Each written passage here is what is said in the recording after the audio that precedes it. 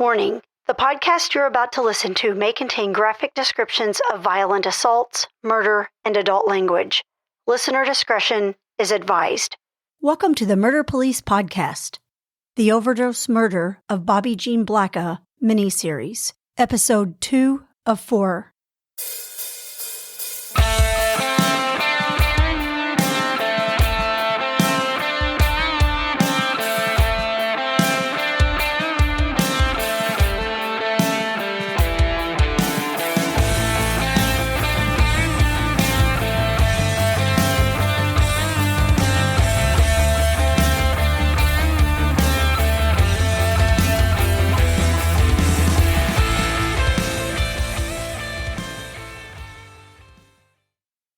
Well, now that we've heard episode 1, why don't you tell us what we can expect as we dive into episode 2? Exactly. Episode 1 was very educational. It was talked about the case, but it also went into a little bit of detail about addiction and treatment things. Episode 2 is going to go ahead and take the listener straight into the case it started, how it started, what the first investigative efforts were, and some of the initial interviews and things like that. And we're going to learn a lot, too, that Bobbie comes from a smaller market or smaller department where they don't have specialized units like bigger departments do.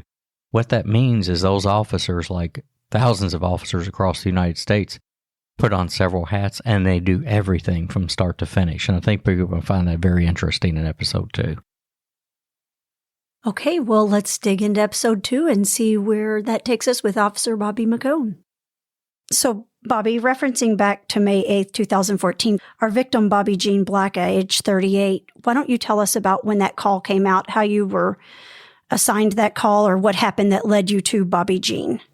Okay, absolutely. So again, being a day shift officer, my shift started at 7 o'clock in the morning. We worked 12-hour shifts, 7 a.m. to 7 p.m. Kind of explain a little bit about the dynamic with West Virginia law enforcement. Because we are buried in the mountain and we have tons of small little towns and small communities, the city that I had jurisdiction over was only approximately 4,000, 5,000 residents. The whole entire county was only 35,000 people. So we're talking very small areas. 55 counties make up the state of West Virginia. In my county, I may have only had one deputy, one state trooper, and myself on duty for the whole entire county. And to go across one side of the county to the other, you're looking at a 45-minute, hour-long drive to make it from one end of the county to the other. If I'm involved in a fight with a suspect or I have something where I need immediate help, I may call dispatch and say, get me another unit, and they're going to tell me your closest deputy's en route. He'll be there in 40 minutes. So your backup was not readily available. That being said, our agency was only made up of 12 officers. And we did not have specialized units. We did not have a homicide unit, a narcotics unit, a special investigations. We didn't have canines. We didn't have anything. Everybody was an officer, various ranks, sergeant, corporal, chief. So unfortunately, even being a new officer, 6 months, a year out of the State Police Academy, if it was your shift and you had something happen, whether you were inexperienced or not, it was your call. So towards the end, I kind of approached that conversation with my chief and said, maybe we should have a specialized unit. And she said, the city council will never go for it. I don't think we can make that happen. But they did try to reassign calls to more senior officers because this was a really big challenge. I mean, thinking about being a law enforcement officer 6 months out of the academy and you get your first drug case or your first homicide, your first major crime where it's going to be a felony and you've never done a felony report before. And you didn't have somebody standing beside you that can say, here, let me walk you through it and show you how to do this. You pretty much had to call somebody when they were off duty and talk to them over the phone and say, I got this call and I've been on the road for 6 months. I don't know how to handle this. It's a little bit different. That was very much a challenge. Yeah, for sure. Yeah. Because I know me, spoiled coming from a slightly larger market. When I left, I think we were authorized for 650 sworn people and had specialization. I mean, once you were in your swim lane, you stayed in your swim lane and somebody else came in with the parts that mattered. So, yeah. So with our victim, Bobbie Jean, had you heard this name before this call came out? Were you accustomed to knowing her? So I actually had not. Her residence was out in the county, and my brother was actually a deputy sheriff in the same county. So he was a county deputy. I was a city cop. And I even called him and said, are you familiar with this individual? And in West Virginia, it is Blacka. The last name Blacka is a common name. We do have a lot of Blackas. She was related to some of the Blackas that I had interacted with that I knew from prior experience, but I had never came across her, and my brother was not familiar with her either. So that gave a lot of credibility towards her mom saying, that she was staying out of trouble and she was kind of, getting away from the drug life and was taking care of her kids and her family before this tragic incident actually happened. So she had previously been involved with drugs and had issues and was in efforts of straightening herself up. So when did this call go out? Were you just working your standard 7 to 7 and you just got a dispatch call? Yeah, so actually it was like 6:50 in the morning, and I was still getting my uniform on because I was only about 5 minutes away from the police department, and I'm getting dressed for work, and my cell phone rings, and it's the police department. And they said, hey, you have a brand new officer that's only been on the road for 7 months, and he's on the scene of a heroin overdose, and the person's dead. They're deceased. He is right now has the scene under control. He has crime scene tape up. The scene is blocked off. He's doing, kind of incident command, waiting on you to get there, and he really wants you to take over this case. Even though it happened on his shift, he wants you to take it because you're a senior officer and you've had experience doing these type of incidents before. So the call come out around 6:30 a.m. and it actually happened on night shift's watch, but they referred me to the call because I had a lot more experience than the new officer did at that point. So answering the phone, I said, I'm in the middle of getting dressed. Give me just a few more minutes. I'll be dressed and I'll be out the door. I'll head straight to the scene. The call actually come out at an apartment complex that all of us at the police department were very familiar with. It was low-income housing. We did have a ton of issues there, from weapons offenses, drug cases, domestic cases. A lot of our bad guys in the community that normally had warrants, that's the first place we would go when a felony warrant hot off the press. We would go up to this apartment complex and we would start looking around for this individual. So as soon as the call come out at this apartment complex, I already knew the type of environment that I was heading into. And that was where Bobbie Jean lived, or was she just staying there with friends? That was where she was deceased, and she was at the apartment of one of her friends. It was not where she resided. So you got there and you go through the tape, and what happens? So I go there. The new officer was, hey, I didn't touch anything. This is really new to me. I walked into the bedroom. I did see the body laying on her back, which is a supine position, which is commonly referred to in the EMS, the law enforcement world. We call it a supine position when someone's laying on their back. She was in a supine position. I didn't even touch the body. I didn't even look for evidence. I kind of knew this was outside of my scope of things, and I left the rest up to you. I come out here and ran some crime scene tape and made sure nobody entered the crime scene until you got here. So I go through and start doing our standard protocol. I went ahead and told dispatch to call EMS and let them know there would be a body removal, but I did not want them to come to my scene because it hadn't been processed yet. And normally when the paramedics and EMTs come, that just creates a forensic nightmare to have people walking through your crime scene and dropping things and contaminating the scene. Nothing against fire and EMS, but I just needed to conduct my investigation before contacting other people. In our county, in our jurisdiction, we only had one medical examiner that was in the whole entire county.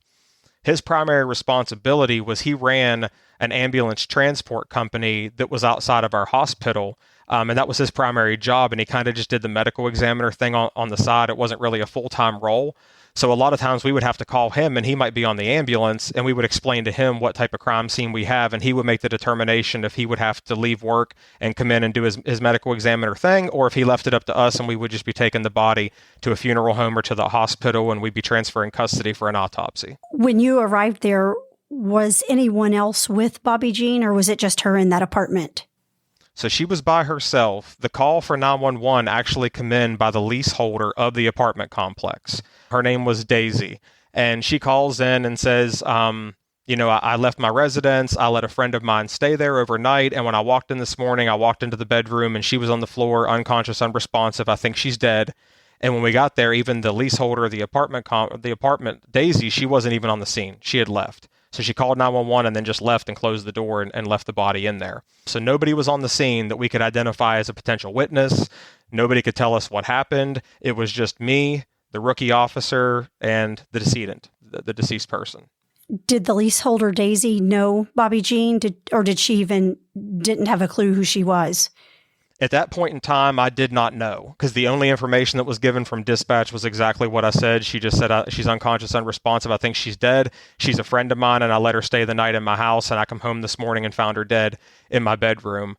So we kind of knew that they were friends. We just didn't know the extent of who was in the house. Were they partying? Was she alone? I mean, we kind of didn't know what was going on at all. There was a lot of pieces to the puzzle that needed to be filled in at that point because we were just going into a blank canvas. So she at least notified you of the victim's name. She knew who she was. And I know oftentimes with a lot of the cases that we hear from or talk about, sometimes those victims they aren't even identified initially. And that really complicates things because you have an unidentified person. So you knew at least who Bobbie Jean was, and Daisy backed out and turned it over to you pretty much. Right.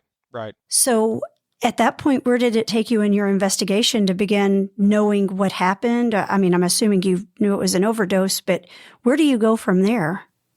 So at that point in time, just looking at my initial, scene results, I always like to approach the scene holistically. I like to do a thorough walkthrough. We knew the body wasn't going anywhere. So a lot of officers have that tendency to run straight to the body and start processing the body. My preference is, and of course to each their own, everybody does it a little bit differently. I knew the body was in there. I knew the crime scene was secure. I started walking throughout the apartment, obviously not violating any type of Fourth Amendment search and seizure laws. I wasn't searching for anything, but I did want to walk through the kitchen. I'm looking at pictures on the refrigerator. I'm looking at anything that might be in plain view on the kitchen countertops, within, the living room, the bedroom. And whenever I finally do my walkthrough and make my way into the bedroom, I did see Bobbie Jean's wallet that was laying on the bed that did have her West Virginia driver's license in it. So although we got the name Bobbie Jean Blacka, where I'm from in West Virginia, Bobbie Jean, Billy Joe, Bobby Joe, those names are a lot of times nicknames. So I didn't want to say that, hey, that's her government name and start trying to pull paperwork on her through our dispatch center. But once I was able to get her West Virginia driver's license, I was really able to go through and say, give me a criminal history printout on this individual, look in our police reporting system, call the county, find out everything that we know about this girl. Can we have next of kin? Do we have any associates, any family members? And we really started doing some research kind of to get down to the bottom of the history of our victim, because nobody was there to fill those parts in for us. So that was kind of step one of where I was at with the investigation. So once the body is removed by the coroner, I'm assuming sometime later, you're continuing to process the scene. Where as an investigator do you go next to even begin to piece this together of what happened, who was with her, any of the details of that particular crime? Right. So narrowing down my crime scene is I start out really, really big, and then I start to make my crime scene smaller. Once I get into the bedroom, now at this point, my focal point is very, very small. I'm talking about the bedroom and the body. It's kind of where we're at with things now. I'm able to look at the body and kind of just do a preliminary scan. I don't want to put hands on the body yet and move anything, but I start looking at the body, doing a preliminary scan.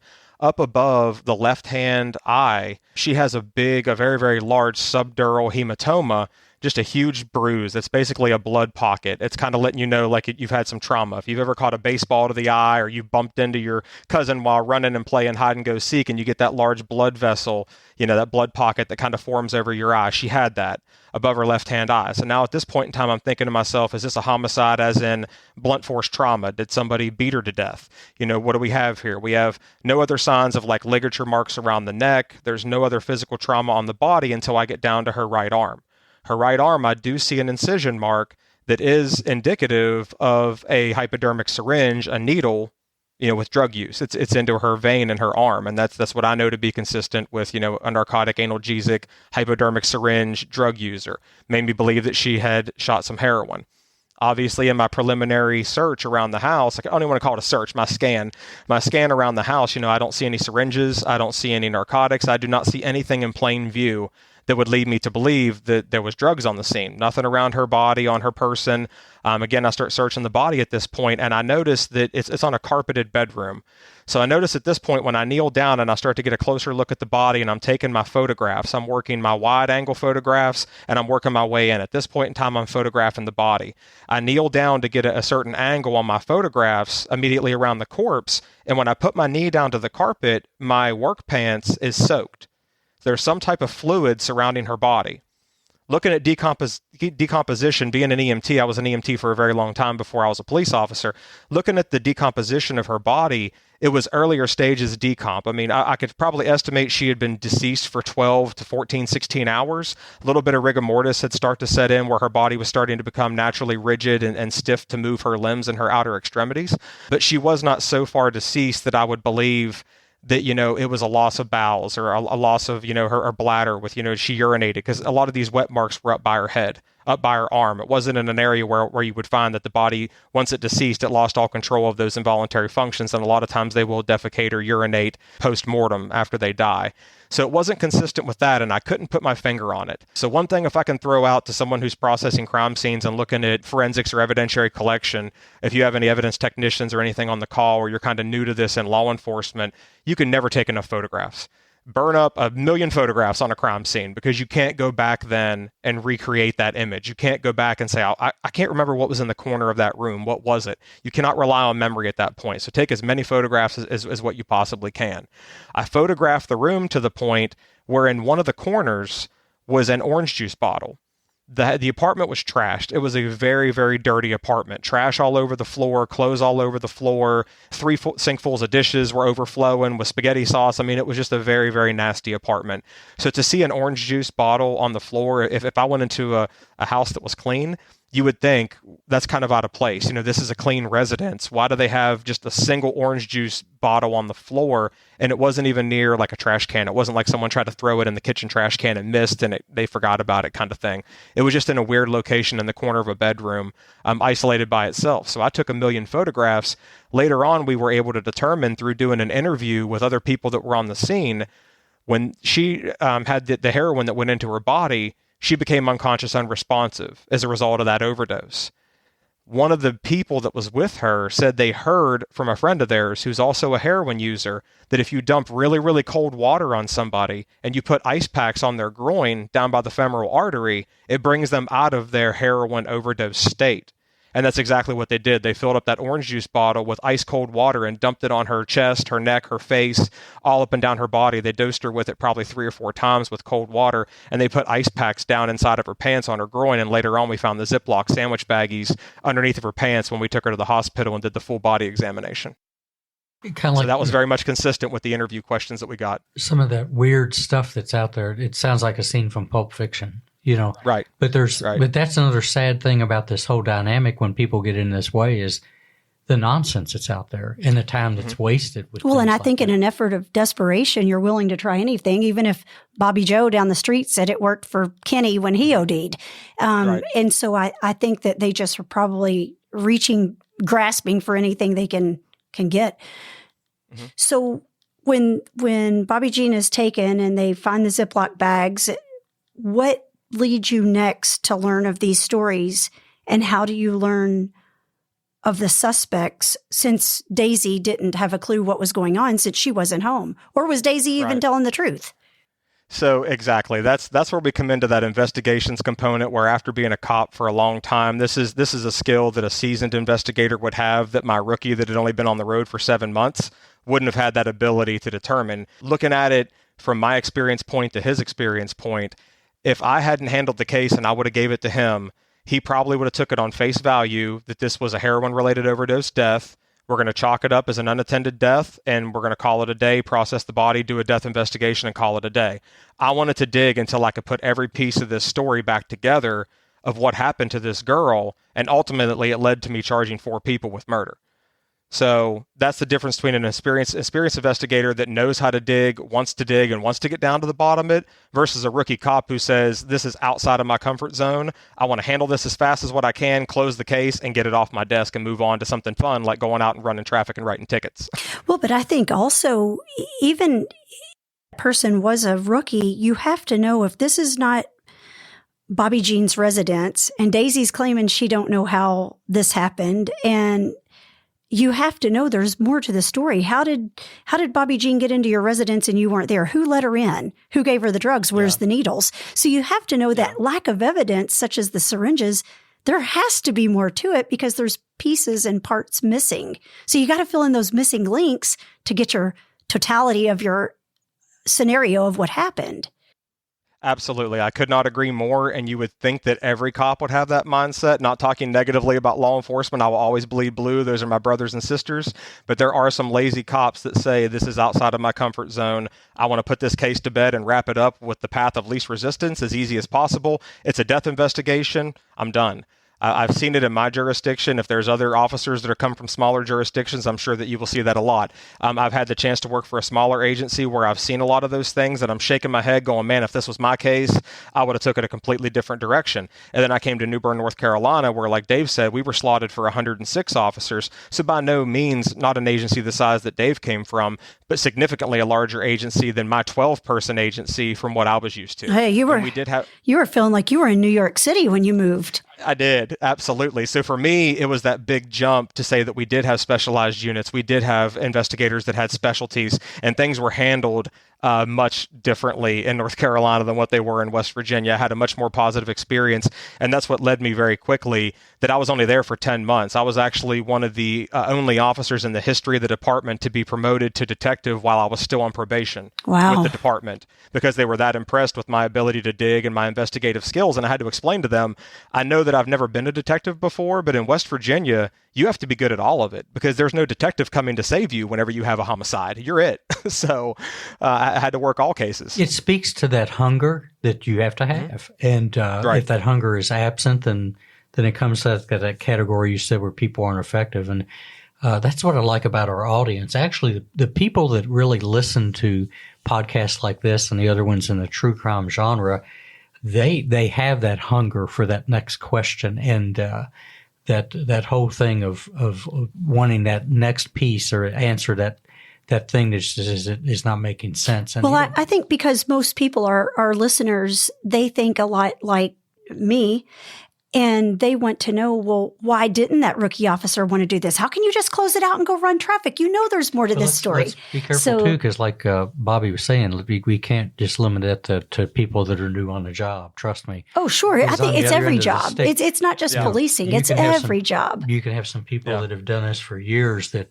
they've been there so long you smell Bengay, and they keep their teeth in a mason jar. And they've retired. My field training officer, actually. You know him, right? Exactly. So. And so that hunger goes to, well, if they ever had it, but they retire in place. So it's just one else. And just like you and Wendy were saying, I mean, you think about your personal experience, even to the listeners they're going to be listening to the podcast. Think about your experience where you've had a bad doctor, you've had a bad nurse, you had a bad teacher. Every profession has their bad apple. And law enforcement gets that bad rap because out of 40 billion calls that are answered every year by law enforcement, one of us end up on YouTube or one ends up on, a big major mainstream media outlet. Every profession has their bad apples, but it's law enforcement holding one another accountable, to be better. And that's kind of some of the stuff Dave and I were talking about before Wendy entered the room, with some of that conceptual leadership and accountability. But as a field training commander for the department, I always try to hold our new officers and even our veteran officers to a higher standard to say, we really need to increase our training program. These guys and girls do not have the tools that they need to come out here and be effective. And we need to change that. So a lot of those new officers that I had, they were underneath me as a field training commander. And they would call me a year, 2, 3 later on the job and say, man, I got a question and I feel comfortable coming to you and I don't know how to work this. I've never had a sexual assault before. I've never had this happen before. How do I go through this case? And I was happy to always take those calls because my brothers and sisters and my coworkers meant the world to me. And I wanted to see them succeed and not get themselves in hot water and still do justice by the victim and by the community in the same token. Well, and I think that leads a lot to your reputation with them, that they can reach out to you. And that's more preferred than someone not reaching out at all because they're embarrassed to ask, or they're afraid of the backlash they're going to get because they should have already known that. And so it's always nice to have a mentor like that you can reach out to without criticism of how could you not have known that? You learned that in the academy or whatever the case may be. Mm-hmm. So moving on to our suspects, where did this case turn after Bobbie Jean was picked up from the corner? Where do you start digging at that point? Do you go back to Daisy? Where do you even take this? Because I know our listeners probably want to know what's starting point A? Where do you go? See, that's really good that you bring this up because I'm kind of hoping we left them with a cliffhanger. When we went off into left field, maybe they're going, hurry up and get back to the story. Exactly. Tell us the good part. So this is where, the narrator is going to say that the plot twist kind of come into play. While I'm on the scene, still processing the crime scene, taking my photographs, looking for evidence that I can see in plain view, processing the body, doing all those things. I'm on the phone with the medical examiner. As I'm sure you can imagine, processing a homicide or a crime scene on this scale by yourself as a solo officer, because at this time you got to think day shift started, night shift's over, my rookie's going home. So the night shift officer is going home, and I'm on the scene by myself.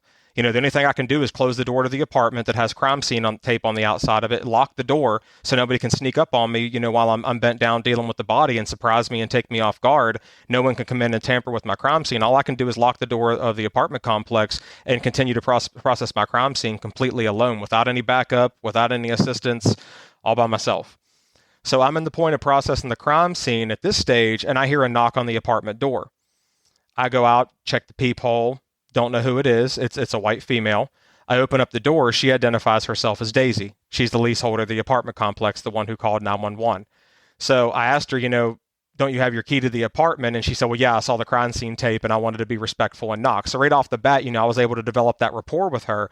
Before you come in on the call, Dave and I talked a lot about developing that rapport with one another and being respectful in the community, that you can win. You can get a lot further with a suspect, a criminal, whoever they are, by treating them with respect. Absolutely. And being nasty with them.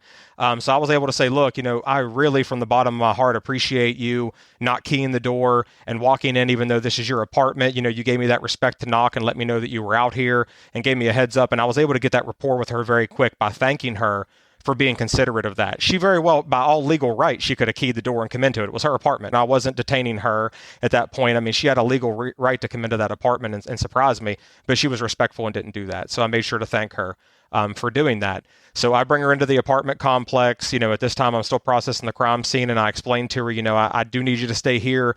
Unfortunately, I don't want you in here with me while I'm processing the body. And this apartment complex that I'm telling you about, when they see the police pull up or the ambulance pulls up, literally everybody in this 4-story apartment complex will come out of their room, get on the elevator, and come upstairs and stand outside of the crime scene. And we've had to push them back several times and get our incident scene even bigger and tape it off right at the elevator and say, do not cross this line. You need to stay back away from this apartment. We've had to vacate people from the apartments that have been next door to it parallel and say, you have to vacate your apartment. I don't want you out here in my crime scene. We're extending it out to the hallway or out to the elevator. And we've had to do that to push people back. So, I told her, I don't want you in the hallway either because, you're going to be out here talking to people and people are going to be asking you questions and that really hinders the investigation as well. So can I get you just to sit in here on the couch, hang out? I'm going to get the body processed the rest of the way and get the body removed. I was able to call EMS, finish up my investigation rather quickly. She come in on the end of my investigation. I was just about to wrap up. And the EMS people come in, put the body on the stretcher, and they took her to the hospital and was holding the body there for me to come up and continue my investigation. At this point in time, I was able to sit down with Daisy and do a non-custodial. That basically just means she wasn't lawfully detained. She wasn't under arrest. I explained to her, gave her Miranda rights anyways, just in case she said anything that was incriminating. I read her Miranda rights, told her she was not in custody. She was not detained. She was free to leave at any point in time. We talked about all these things, and she gives me an initial statement, which she gave me in her own handwriting. I didn't have my audio recorder on me at that time. She gave me a handwritten statement. Throughout the statement, I could pick up on body language. I could pick up signs of deception. She was definitely not being truthful with me on a lot of things. But again, people like to refer back to these cop shows where it's, we're going to force a confession out of you. No, obviously that confession has to be given freely and voluntarily. She waived her right to legal counsel and said, no, I feel comfortable talking to you and I'll be honest and truthful. But everything that she was showing me throughout that interview led me to believe she was lying. She was in fact not being truthful. Anyways, I lock her down. I lock her into that initial statement where she tells me, there was a couple of us in the house. We were kind of partying. Bobbie Jean went into the room. We don't know what happened. We walked in and we saw her like that. We thought she hit her head on something. And, she was breathing. She had a pulse at the time. One of the girls that was here was a former certified nursing assistant. She checked her pulse. She had a pulse. She was breathing. We thought she just bumped herself on the noggin. The way she was laying, we figured she fell off the bed, went forward and bumped her head on my entertainment stand. And we knew she was fine. We went and stayed at a different friend's house that was partying somewhere else. And we come back and I come back here myself and she was deceased. That was the story, the gist of the story that I initially got locked down into a handwritten statement with her signature on it, waiver of her right to counsel, all of those things. That's what she tells me. So, of course, being one of those inquisitive people like you were talking about earlier, Wendy, I'm asking her a bunch of supplemental follow-up question and answer, Q&A questions. Well, that doesn't make sense to me. What about this? What about that? She's doing gaze aversion. She's looking at the floor, looking at the ceiling, looking away from me, breaking eye contact. Kind of like searching for the answers. Like you can tell somebody's obviously making up what is about to come out of their mouth. She's just telling me things that don't make sense. Things aren't adding up. The pieces of this puzzle aren't coming together. This is the first time that I really learned about the orange juice and the water and the cold packs. I said, so can you explain to me what's on the floor? Was she consuming alcohol? Did she spill liquor? It doesn't really have that alcohol smell. And she goes, no, we were dumping water on her because the girl that was a CNA said that would bring her out of her state if she shot up heroin. So she tells me she fell forward and hit her head. This is where the heroin comes in. And I said, well, wait a minute.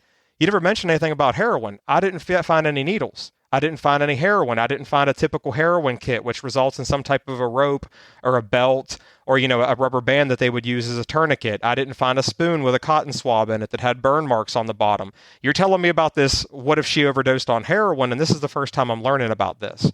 And she said, well, the girl that was the CNA, she collected the needles and the heroin and the spoon and stuff, and we left the scene because she didn't want, the cops to find it.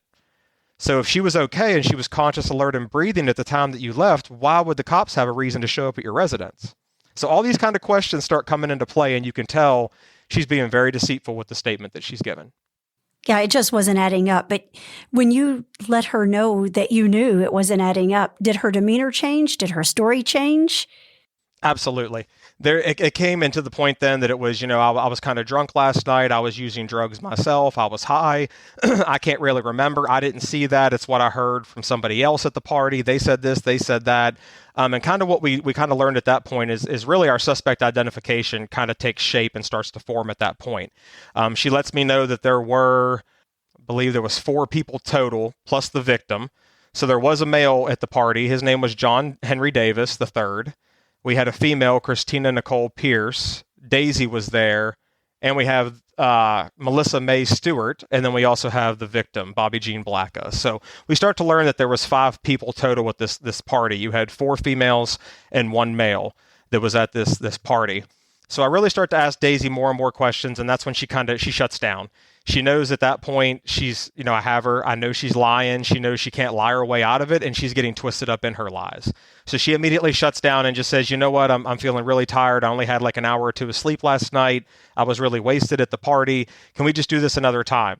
I have no reason to take her into custody or detain her. I can't force a confession out of her. So I say, sure. I leave her with that really good rapport. I really want to thank you for taking the time to meet with me today. Of course, we want to get down to the bottom of this. Bobbie has a family. This is very tragic. We want to solve this case, and I really, really need your help. So here's what I need you to do. Get some sleep for me, and then I want to come back later on this afternoon, and I want to talk to you and do a follow-up interview once you feel like you're well-rested and you get a chance to reflect on some things. She agrees to do that. She's going to meet with me again. She still decides she doesn't want to lawyer up and invoke her right to legal counsel. So I start going and trying to dig and find all of these other people that are involved with this case. John, the male, actually has a residence. It's in my jurisdiction. I go to the house. I'm doing a knock and talk. Nobody's answering the door. I don't know if he's in there. I don't know where he's at. I start calling all the phone numbers that are on file for all these people. They're either disconnected, no longer in service, or they're not answering the phone. Some of the other people live in the county. One of the girls actually lived 2 counties away. I can't go there. It's outside my jurisdiction, and I'm in the middle of working a death investigation. I'm the only officer in the city. I'm a little bit tied up. So at this point in time, I'm not able to get in touch with anybody else that's identified as being at this party. Go back up to the hospital, finish processing the body, finish talking to the medical examiner. He advises at this point that he does want to send the body out for an autopsy, but he wants to really get down to the bottom of what this injury is above her eye. He wants to see if it was actually like a cranial fracture, if the orbital bone around her eye socket had been collapsed, to let us know if there was like other foul play. It was a blunt force trauma where she had a head injury type deal. And he also wants to do a toxicology. He wants to draw blood and see if the levels of heroin in her body were lethal enough that it would have caused her to die. He wanted to see if there were any other drugs that were on board in her system. And I cannot remember what the toxicology come back, if there were other things. I do know that there was marijuana in her system. And I do know that later on, the levels of heroin that was found in her blood draw was lethal enough that it would have constituted her dying from a heroin overdose. Did the hematoma ever surface as to what it was, or did she truly just hit the entertainment center? It absolutely did. So I'm able to go about doing all my investigative practices that I'm going just routine, normal police work at this point throughout my shift. Later on in the day, Daisy actually contacts me. I don't have to reach out back to her. She contacts the police department and says, hey, Corporal McKone wanted to talk. I'm awake now. I'm good. I'd like to talk to him if he wants to come back up and do another interview. Hey, there's more to the story, so go download the next episode like the true crime fan that you are. The Murder Police podcast is hosted by Wendy and David Lyons and was created to honor the lives of crime victims so their names are never forgotten. It is produced, recorded, and edited by David Lyons. The Murder Police podcast can be found on your favorite Apple or Android podcast platform, as well as at murderpolicepodcast.com, which is our website, and it has show notes for imagery and audio and video files related to the cases you're going to hear. We are also on Facebook, Instagram, Pinterest, LinkedIn, and YouTube, which has closed caption available for those that are hearing impaired. If you've enjoyed this podcast, please subscribe for more and give us a 5-star review on Apple Podcast or wherever you download your podcast from. Subscribe to the Murder Police Podcast and set your player to automatically download new episodes so you get the new ones as soon as they drop. And please, tell your friends. Lock it down, Judy.